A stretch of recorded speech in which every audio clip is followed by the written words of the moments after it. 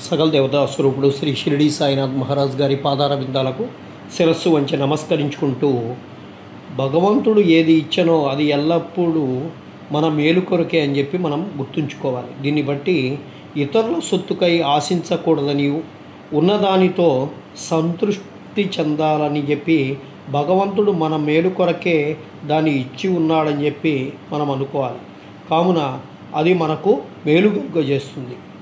దీనిలోని ఇంకొక నీతి ఏమిటంటే, మనుష్యుడెప్పుడూ ఏదో తనకు విధింపబడినటువంటి కర్మను చేసుకునే ఉండాలి. శాస్త్రంలో చెప్పిన కర్మలు నెరవేర్చాలి. భగవంతుడు ఆజ్ఞానుసారము నెరవేర్చుట మేలు. ఈ ఉపనిషత్తు ప్రకారము కర్మ చేయకుండా ఉండుట ఆత్మ నాశనమునకు కారణమవుతుంది. మానవుడు శాస్త్రములో విధింపబడినటువంటి కర్మలు నెరవేర్చుట వలన నైష్కర్మ ధైర్యము పొందుతాడు.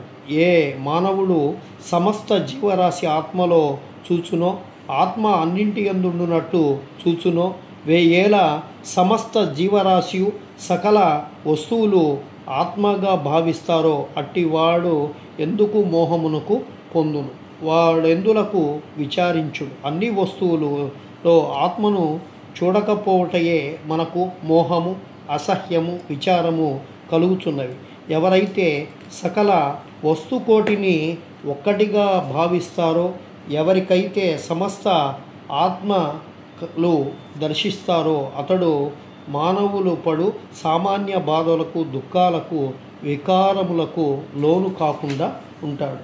సామాన్యంగా గత జన్మ సముపార్జన వలన మహాత్ముల సాంగత్యము, భాగ్యము పొంది దానివల్ల మేలు పొందుతూ ఉంటారు. దీనికి ఉదాహరణగా హేమాడ్ పంత్ తన సంగతినే చెప్తున్నాడు. బొంబాయి దగ్గర